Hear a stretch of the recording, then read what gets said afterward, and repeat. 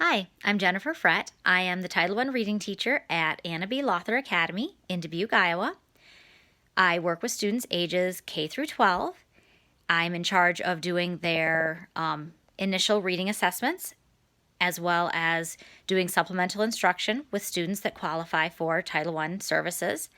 I also spend a fair amount of time collaborating with my colleagues as we decide in the classroom what might be the best methods to work with them on their reading, because we do a lot of very individualized instruction at Lother Academy. And then also what we can do to best support the students, because for my students, there's a lot of fear and sadness and anxiety surrounding any academic task that they have, which means that I have to be very aware of everything that I'm doing with them, very supportive, and really, really seek to help them to understand what they can do. Because many of them come in and they already have some skills, but they don't see it because they've heard you're a failure so much. And I was thinking about that a little bit because way back in elementary school, I was one of the students who went to a remedial reading teacher. They just called it remedial reading at the time. I think the program might have been called Chapter 1 at the time. It was before Title I, I think. But my remedial reading teacher did that for me. She always made me feel like I was going to get it. She was just happy that I was coming down to see her and hang out with her a little bit. And that was the sort of thing that when I took my first job as a Title I teacher, I wanted to help kids to feel like that. Like they're going to a safe place where they could learn, and that teacher believed that they could make it and they would figure it out.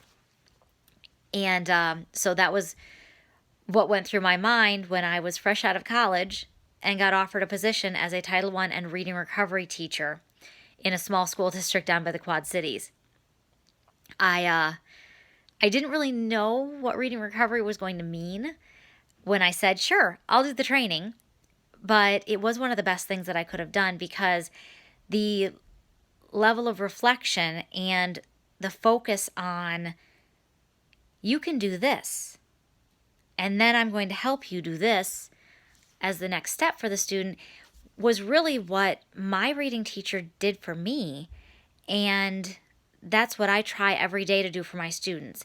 I haven't taught reading recovery now in probably 10 years, but even though I'm not working with kids in the reading recovery model anymore, every student that I work with, there is a level of that where I'm thinking, what can they already do?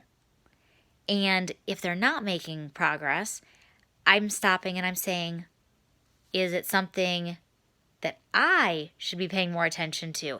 And that's also something that then, because I am willing to do that, I can convince my colleagues to stop and think, wait, let's think. If they're not getting something, are we jumping too far ahead? Is there something we need to do to make it a little bit easier? And that's something that I really, really enjoy doing. And going forward, I don't want to give up actual instruction with my students, because I love doing that and I want to be actively teaching them, but I also want to be able to continue having those conversations with other professionals to help them to stop and think, how can we best support these kids?